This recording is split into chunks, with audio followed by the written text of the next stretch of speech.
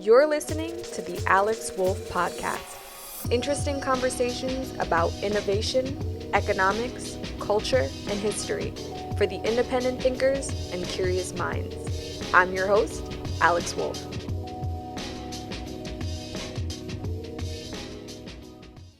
All right, well, again, thank you for joining me. Today, I want to talk about the book that definitely changed my life as a writer, but I think also just changed my life. And it's not even just the book, it's the man who wrote the book, and that is Neil Postman, who wrote Amusing Ourselves to Death, Public Discourse in the Age of Show Business. And basically, Neil Postman was an academic who I wish I could say was popular in the 90s, but even though he was the most popular in the 90s, he wasn't popular within the spectrum of like celebrities, obviously, because he was not one. And that was kind of the whole point of his contribution to the study of what I'm going to break down, which is media ecology. So, media ecology is, when we think about ecology, what is it about? It's about environment. So media ecology is about how the media within your environment changes the environment and therefore changes the behavior, which is a significant part of culture to pay attention to, because behaviors create cultures, behaviors create norms, behaviors create morals and ethics, and that's why it's just super fascinating to study how media specifically changes our behavior. And we do that through studying media ecology. Now, the godfather of media ecology is who Neil Postman studied, among others, but the godfather known for kind of coining media ecology is a gentleman named Marshall Mcluhan. And he was one of those academics that was so ahead of his time. It's almost painful to read and listen to his words today because no one really seemed to understand what the hell he was talking about. People, I think, felt like he was just trying to sound smart or trying to sound scary, but he was really, really concerned about how advertisements and mass images were changing humanity and society. So Marshall Mcluhan was popularized more in the 50s and 60s, and a lot of his critique were on magazines and ads and images in ads. And Neil Postman, who got more popular, Neil Postman got more popular in the 80s, not the 90s. He actually passed away in 95, if I'm not mistaken. Neil Postman's focus was more on television specifically. Marshall Mcluhan definitely also talked about television, but it wasn't until the 80s that cable television really shook the system and changed what we know to be television forever. And so Neil Postman was around to talk about that. Now, I think that when I started to get into media ecology, one of the first really important things that stuck out to me was that in the tech world, usually the way we are told to deal with the negative sides of tech, whether it be an addiction or whether it be, having mental issues with like comparing yourself with people on social media, usually we are told to deal with those by enforcing rules that I guess we are supposed to enforce on ourselves. So to give you a tangible example, when, if you're on Instagram a lot, Instagram is going to suggest very subtly to get off, right? And that's just sort of like most social media panels and expos and gurus. Everyone's like, well, that's why you got to balance it. That's why you can't stay on too long. And it's just a lot of I call it preaching, because preaching is about telling people what to do. And I just don't think preaching is that effective to actually change behavior. I think preaching is great in the sense that it makes us feel good. It's a great reminder but it doesn't really change behavior. We know what the rules are. We break the rules every day. We know we're supposed to exercise and eat vegetables, but it doesn't matter how much you preach it. It's not in my opinion, it is not the most effective way to change behavior, and the behavior is really what's causing the nuisance in our lives. So I think that why I got and get so frustrated with the tech world is because there's so much focus on telling people what to do instead of creating environments with this technology that they're building that implies through its design what behavior is expected. So the best way to, I think, see this in action is just look at middle class and upper middle class neighborhoods versus the hood, right? Poverty or poor neighborhoods, and see how the way that it's designed, both on a street by street level, but also through which vendors are on the streets, through which schools are in the area, through which economic resources are within the area, it will dictate the behavior in which a child in those environments will act out. And it's not to say that someone from the hood can't, exceed the expectations given in the hood. Like, it's not like kids from the hood can't get out or be successful. But if they're in an environment that is designed in a way that I don't want to say encourages, because it's more subtle than that. It's an implication. It's not saying you should do this. There's no person there, maybe through peer pressure, arguably. But the point is that in, growing up half in Park Slope, Brooklyn, which is a upper middle class neighborhood in Brooklyn, and the other half of my childhood growing up in Brownsville, Brooklyn, which is definitely what people would consider the hood, I got to see firsthand how I'm hanging out with kids who live in the same borough, only not even miles away from each other. And I can tell because of their environments, they are expected to act out certain behaviors. And they're also they're going to act out certain behaviors because of what's around them. So that's just so important, because it's no different in tech. It's no different when we invent anything. We are inviting it into our field of behavior, our reality, our environment, and everything in your environment influences your mind, your behavior, your thoughts. And of course, that has a huge impact on your life and the quality of your life. So I was kind of anti putting timers and stupid stuff in the apps to get people to stop being on them, because I'm like, that's not the issue. The issue is that the app is the inherent nature and the inherent environment of this app is to stay on it all day long. You know what I mean? How can we create technology that is a little bit more harmonious to human nature, healthier to human nature, instead of exploiting our human nature and our inability to look away at visual stimulation and stimuli? And that goes over a lot of people's heads. Companies don't really want to hear that. I think they like the idea, but it means they'd have to rip up the whole infrastructure and put money and energy in a place that they don't usually put it. So I think my opinions were, I guess, appreciated. But again, just like I'm telling them they should do that, we have to create environments where it's actually feasible, and that everything in that environment is implying that this can happen. So that is why media ecology is so important, because it puts the emphasis not on the television, not on what you should and should not be doing and what you should and should not believe. It's not don't believe that the women in magazine advertisements are really look like that. That's not going to, telling a 13-year-old that won't necessarily change her behavior.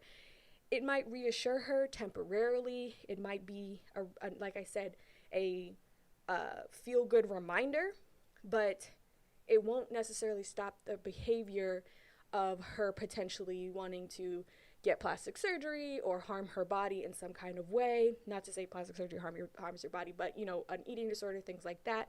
And of course, you know, this stuff is near and dear to me because it wasn't until I started exploring media ecology that I realized how influenced I was by images, and how we all are, and how unfortunate that is, because as important and valuable as images are, they're also so influential and highly absorbent, and we use them so irresponsibly. And I'm not just talking about, you know, pretty models. I'm talking about images that we use in politics, images that we use for the more important, I think, complex parts of civilization.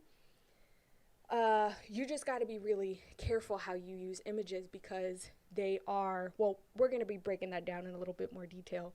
But the point is that Neil Postman was freaking the hell out, because he was like, whoa. First of all, he's a diehard academic, like reads books all day long, has a talent for the English language, like has one of the most beautiful uses of vocabulary I've ever seen in my life. So he, of course, has a bias that he loves words, and he loves reading, and he loves academia.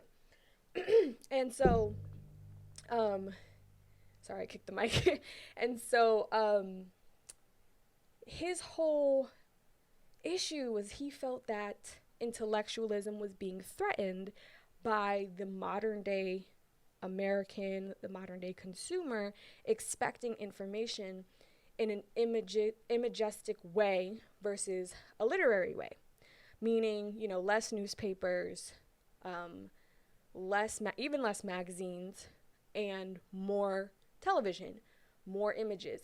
He was talking about how the newspapers, the images on the newspaper started getting bigger. The headlines were getting more sensationalized, and you can really see this trend pick up in the 70s and the 80s, because it's when newspapers and magazines had to amp up the sensationalism to compete with the entertaining nature of television and all the options of television, and the fact that television was getting into more and more homes, the average American home. So here's one of the biggest differences I think that is important to know when you care about media ecology, is that the nature of words is to classify, and the nature of images is more to kind of feel. It's less about chewing or digesting what you are looking at through analytic reasoning, and more making a judgment based off of whatever emotion sparks up. Whereas with words, you can't, the whole point of words was to have the ability to reason complex topics, issues. I think specifically language was really important in forming a civilization, because civilizations require the operation of working through ethical and moral issues and problems. And the way you do that is through reasoning, and words and language are really important for that and helpful for that. So, especially when we're talking about Western civilization, because the whole formation of Western civilization depended on the written word specifically, but definitely words. But after we were able to get it on paper, we started using paper to create a legitimate way of confirming ownership. We use paper for trade, for money. And it gave words like wings to fly, because not only were we using the words to talk, me and you, but by being able to write things down and document, the whole Constitution and the Declaration of Independence, Western culture put a lot of faith into words. Now, I'm not saying that's great. I'm not saying that's better than images. I'm just saying that that's the truth, right? That's what we have done with words. And so Neil Postman, his whole case is that, well, words are really important for a civilization, and especially as a proprietary medium of absorption. I don't think he was anti-image. I think he was anti-images being the number one way the average American is being communicated with. particularly when it came to politics, because he was really, you have to understand, for someone like Neil Postman, looking on the television and seeing Ronald Reagan on the television was like seeing Trump today. And I can only imagine how he would feel today with Trump, which he kind of halfway predicted, literally, that someone like Trump could be president. But the whole point is that Reagan was an actor, and Reagan was more television friendly. Um, he was more of a friendly image for many American people. And Neil Postman was like, hey, like, American presidents shouldn't be winning elections based on how television friendly they are. Like, this needs to be nothing. Like, it shouldn't matter if the president is really ugly and doesn't have a charming smile. It should be more about policy. Obviously, again, he's very, like, by the book, literally. So I just think these are really fascinating topics, because as I was starting to learn about this, first of all, I was writing my book, and I was really hell-bent on being a writer. I do consider myself a writer, but at the time I was like taking writing classes, and I just love this idea of like using words and words only to express myself.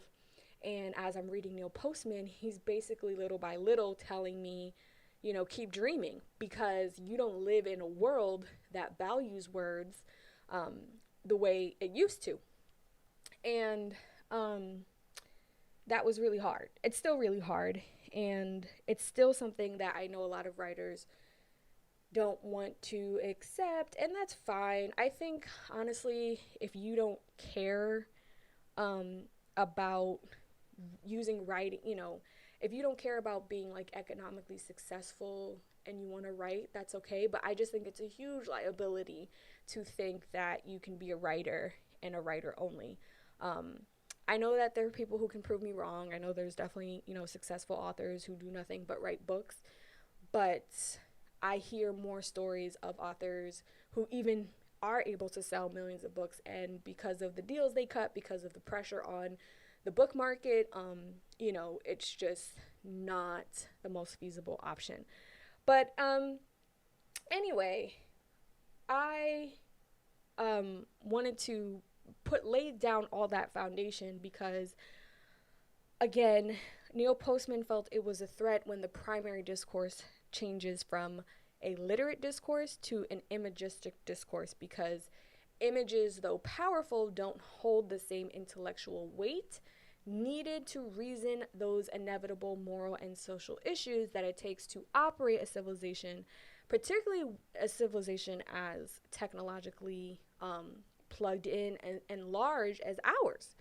You need words, you need reason, you need the average person to be able to comprehend and understand what's going on. And he felt with the flood of information and the flood of images, we were turning into a meaningless society where none of the information was really it was too hard to comprehend. I don't want to say was, because I feel like obviously it's only worse today. But there's another good book that I read probably every year called the Dumb Generation, and it's about millennials. And it's basically about how the internet has flooded us with so much information that we don't even know how to get real information, like factual information.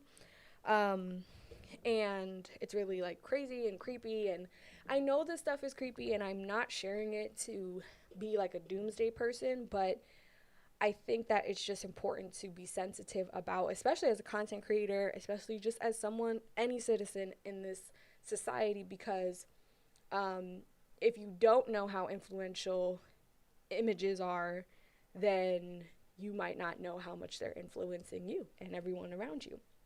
So I'm going to read some of the quotes in the book that I felt like I really wanted to share. Now, again, this is Amusing Ourselves to Death. And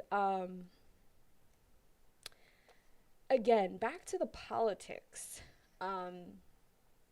He goes, It is hard to imagine the present occupant of the White House being capable of constructing such clauses in similar circumstances, and if he were, he would surely do so at the risk of burdening the comprehension or concentration of his audience. People of a television culture need plain language, both orally and visually, and will even go so far as to require it in some circumstances by law. So what he's saying is a lot of people were really gung-ho about Andrew Yang when he was running, and I thought Andrew Yang was cool. I definitely, agree with a lot of what he was talking about, but I knew right away he's too smart. He is using words that are too complex to reach the mainstream American audience, and that's why he won't win. And a lot of people, again, if you're not sensitive to how images influence you, yourself, and your culture, the immediate reaction might be, Andrew Yang should win because he's smart, and we need someone smart like this, and this is what this country needs. Yeah, but if you don't know that the country can't even understand him, from a mile away, I can see, yeah, that would be nice, but it's never going to work because he has to dumb his message down. Now, if you have someone like Trump who uses a 5th grade reading level, you can just pay attention to Trump. He uses words that we used in, even younger than 3rd or 2nd grade. And this is not value judgment, it's just the facts that he'll say very, very good or very, very bad. Like very bad and very good are words that we're encouraged to stop using at around 5th grade when we're writing, right? It's very easy to understand him on a basic comprehension level. I'm not saying his politics by any means, but it is because he uses such simple and elementary verbiage in combination with his image and the images he has accumulated over the past decades that he has influenced enough people to vote for him for president. And that's just a really important lesson to understand because, if you don't get how these images and these simple language works, then you're going to be like, how did this happen? Someone who pays attention to this, like Neil Postman, he saw this coming from a mile away. He's like, look, guys, if we keep using images as the primary way of communication, we're going to have some real issues for the more serious matters in our society. So that is one of the quotes. Let me see if I can find the other one that I love. This one definitely changed my perspective. It's about how, so he talks about how after the television came out, and even just more popular photography in magazines and newspapers, people started to associate figures such as preachers, lawyers, and scientists, not with their the details of their contribution, but with their image. So to give you an example, he says, think of Richard Nixon, Jimmy Carter, or even Albert Einstein. And what will come to your mind is an image, a picture of a face, most likely a face on a television screen. In Einstein's case, a photograph of a face. Of words, almost nothing will come to mind. This is the difference between thinking in a word-centered culture and thinking in an image-centered culture. And this hurt me bad because I think particularly as women, the whole point of I think, dependence of our culture on women as figures definitely rely on their image. And here I was like, I just want to be a writer in my New York apartment and I just want to express myself. And I was like, oh my God, he's right. Like even Einstein, most people are not thinking about his contribution to the theory of relativity. They're not thinking about his contribution in his letters to the president at the time talking about nuclear power. They're thinking about the wild scientist man and his picture of his like crazy hair. And, it's better than nothing. I'm happy that at least we have the image. But, I was reading this at the same time. I think it was like James Baldwin's birthday or something. And everyone posted a picture of him. And I'm like, he was a writer. He was a writer. And I saw way more pictures of him than his words. Because the image is how we quickly absorb a medium way quicker than words. It's definitely more of a memory focused type of medium than words. We remember what we see more than what we read. And so they get prioritized. And so writers are left in the dust in a lot of the case. There was another quote I wanted to read here that reminded me so much of IG, and it's this one. Television has become, so to speak, the background radiation of the social and intellectual universe, the all but imperceptible residue of the electronic Big Bang of a century past, so familiar and so thoroughly integrated with American culture that we no longer hear its faint hissing in the background or see the flickering gray light. That's what I'm talking about. He is poetic as shit. So I wanted to end on that quote because I'm going to share a very helpful analogy that you can walk away with when maybe you want to have this conversation with your friends or your partner, or you just want to be weird like me and talk about deep stuff in the middle of a regular day. And it's that images are like sugar. I think that to his point, I'm going to explain that in a second, but what he's saying is like, these moving images are so integrated into the forefront of the information center that is our news, politics, social life, that we can't even see its connection from where it came from and what was here before that. Because they are so distracting and they are so pleasing. And that's how sugar works. So, during my eating disorder days, I learned a lot about how you actually gain weight. Obviously, it was a number one concern. And so, I learned that a lot of it is from sugar and not from fat so much, as most of us commonly believe. People think, oh, you eat fat, you get fat.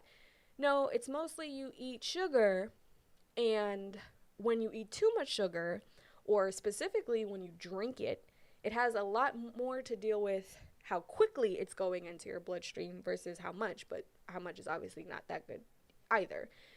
But when your body gets this rush of sugar, it can't really process it. So what it does is it stores the sugar, it turns the sugar into fat, and it stores it on your body as energy to save for later. And when I learned that, it took a lot of the fun out of sugar for me, because I realized how unrewarding of an experience it was. So like the thing about sugar is that it melts very quickly in your mouth. It just like, think of like a cupcake or even like a sugar cookie, like it just dissolves and it just goes right into your bloodstream. And I really was like, this is not really that rewarding of an experience, because I have this burst of sweetness, which is amazing, but it immediately melts. And I felt like it was like a ripoff of an experience because it goes by too fast. And the only way to make it last longer is to eat more, which I was not willing to do. I'm still not willing to do, because it puts your body in danger. I have diabetes in my family. I'm an American. Like, sugar is something that is all around me. And I just was like, no, this is not worth it. I'm definitely more of a savory tooth than a sweet tooth anyway. So I started to back off from sweets. And if I was eating sweets, and I'm still this way, I was able to start appreciating less sugary desserts. Um, so, desserts that weren't so melty, like desserts that weren't so dissolvy and had some kind of like substance or density to them to make the experience of having the sweetness like longer and more rewarding. So I'm talking things like carrot cake and banana walnut muffins and baklava, which I just made some baklava. These are things that actually you got to chew on them, you know, they're not going to just melt. And okay, so why am I still talking about sugar? Because desserts are our imagistic discourse. It's our culture, in my opinion. It's totally analogous to how we absorb images, because the way that imagistic discourse absorbs into the brain is a very similar way as the sugar absorbs into the body. It's quick and it's a rush and it feels good. And there's no time to really ration or enjoy the experience without taking in an amount that eventually is just not good for you, right? And just like sugar, the more accustomed you are to it, the less chance you will appreciate more natural and less sweet foods, because now your dopamine levels have been exploited. They've been blown, they've been burst. And because we have been flooded with all these images, we're having a hard time reading, we're having a hard time concentrating, because the brain is really, really used to this very stimulating visual stimulation. So when I was reading this book, I realized that I was trying to build a career serving broccoli in this world, in a world that has forgotten what broccoli was, in a world who only knows donuts and ice cream as a dessert media wise. And someone like Neil Postman, the reason why you probably have never heard of him is because he was serving broccoli. And there's such a minority of broccoli eaters in a society. It's always been that way, honestly. It's just that the technology has never been this exploitative on the eyes for as before. And what I'm saying is that most civilizations, most of the people drink Kool-Aid, right? Most civilizations, people are not on the fringe end intellectualizing things. That was the whole point of the Enlightenment period, and trying to get, more people to, and of course it was only the highest class of people who were actually like studying philosophy and these things. For the most part, people are just like going to work, going home, and minding their business. And so for us broccoli eaters and us broccoli makers, this can be a very harsh truth to deal with, because here you are, you're like the mom that's like, eat your vegetables, honey, like they're good for you, it's gonna help you grow, and it's gonna, and the kid's like, but it's on a cultural level. And so I look at people like Postman, like Marshall Mcluhan, who was also a broccoli maker, George Orwell, who was a broccoli maker, Aldous Huxley, who was a broccoli maker, and Aldous Huxley wrote The Brave New World, which is a story about a society that has become so addicted to a drug called soma, which is very analogous to both sugar and Instagram or cable or whatever. It's this like really good, it's this feel good thing they take every like few minutes. And they don't care about broccoli. There's another really good quote in here, because there's a difference between, okay, so George Orwell wrote 1984, which is a dystopian novel about a society that gets so technologically advanced that the higher class uses the technology to control the everyday people, and you can't really do things. You can't say certain words, you can't read certain books. Whereas The Brave New World, people didn't even care about the book. So what Postman says, he opens up the book in the forward, or actually this is how chills down my spine. He says, what Orwell feared were those who would ban books. What Huxley feared was that there would be no reason to ban a book, for there would be no one who wanted to read one. Orwell feared those who would deprive us of information. Huxley feared those who would give us so much that we would be reduced to passivity, sorry guys, I like to get it right, and egoism. Orwell feared that the truth would be concealed from us. Huxley feared that the truth would be drowned in a sea of irrelevance. Orwell feared we would become a captive culture. Huxley feared we would become a trivial culture, preoccupied with some equivalent of the feelies and the orgy-porgy, and the centrifugal bumble puppy. Basically nonsense. So they're both classic dystopian stories, but one is about controlling people through force, and the other one is about controlling people through pleasure. And that's just deep as shit for me. I don't know about you, but for me, I'm just like I learned that, and I was like, I'm never watching television again, and but I don't feel that way. I don't have resentment towards entertainment the way I used to, and I'll talk about that another day, because there is a philosophical value for entertainment that I'm inspired by through ancient Indian and Chinese philosophy. But anyway, I was depressed because I knew that going full on ice cream was going to kill my soul as far as how I was going to contribute to this media climate. I didn't know what to do, y'all. I was like, I could write a book about it, but I want to talk to the person. I don't want to talk to broccoli eaters. Broccoli eaters, we already know. We know we should eat broccoli, and we like eating broccoli. We're the weirdos. I want to talk to someone who might like broccoli, but just has never heard of that shit. And doesn't even realize they've been deprived of broccoli. So in order to get that broccoli eater, I had to use images. And so that's when I started my YouTube channel. That's when I started making all my content way more visual. Because again, at first I was resenting it. I was like, I don't want it.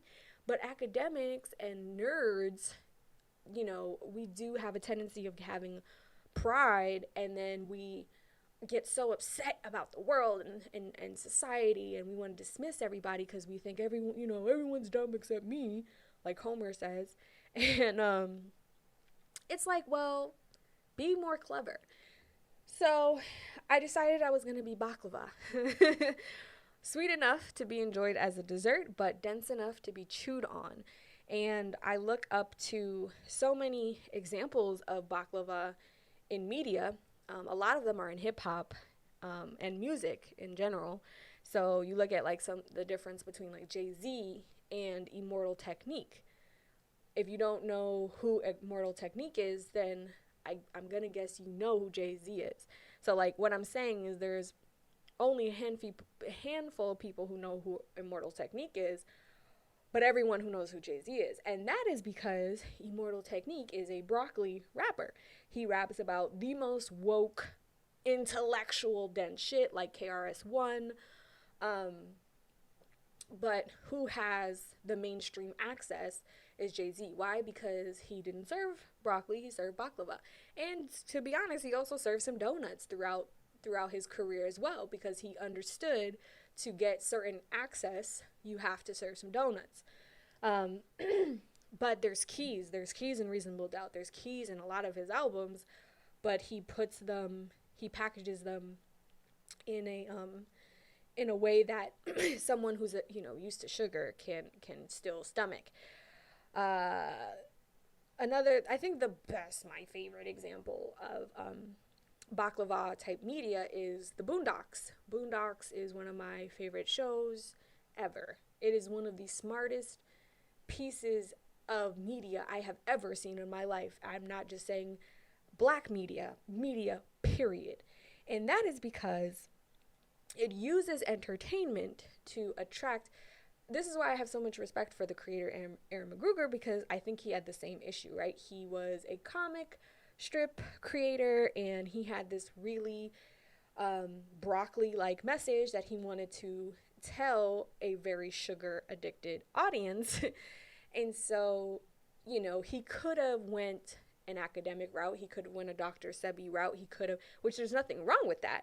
But you have to understand the liability that comes with the fact that if you want to talk to someone who has never picked up broccoli, don't expect them to care about this. Even if it's important to them or relevant to them, they won't be able to identify that because it's not packaged correctly. So, Boondocks uses the beauty.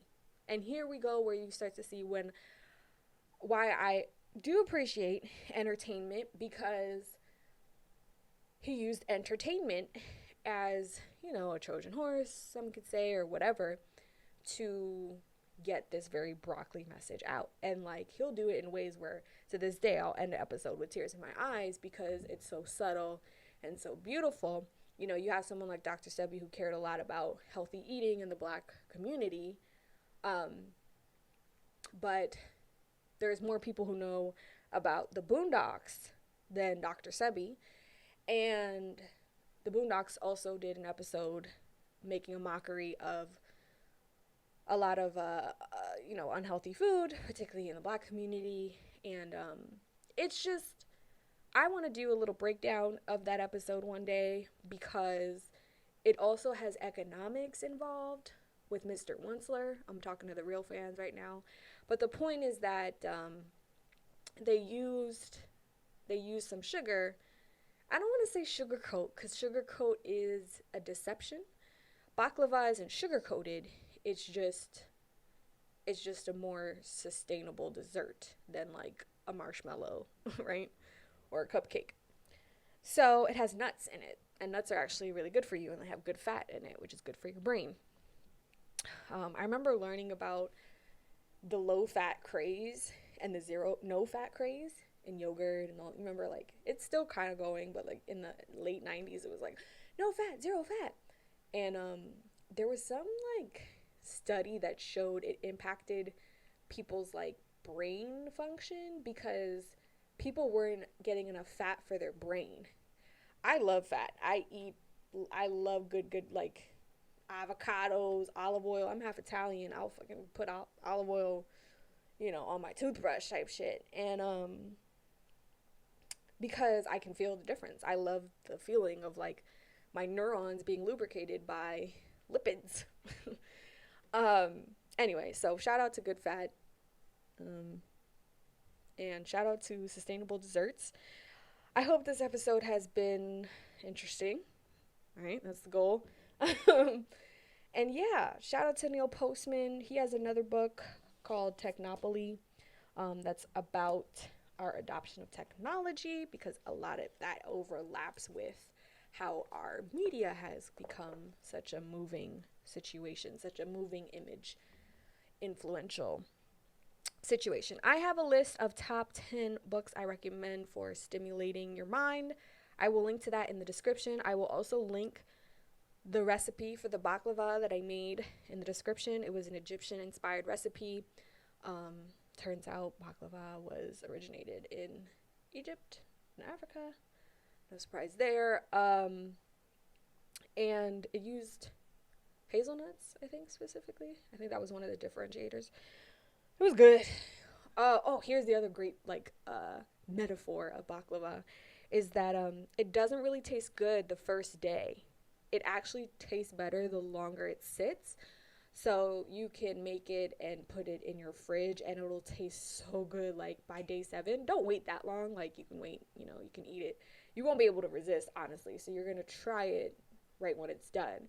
But you'll see how it gets better over time. And I love that type of metaphor in nature, because who doesn't want to get better over time? Especially when you're a dessert. Most desserts get worse. Most food decomposes and get worse. So, all right. Thank you for joining me. Please leave me a message with your feedback, and tweet me, message me, and I thank you so much for your time. Bye. Thank you for listening to the Alex Wolf Podcast. If you enjoyed this episode, please leave a review. And if you aren't already, make sure you're subscribed to this podcast on Apple, Spotify, or wherever you listen to your podcasts. For more resources on innovation, economics, and culture, visit alexwolf.co/newsletter and sign up for my email list. Thanks.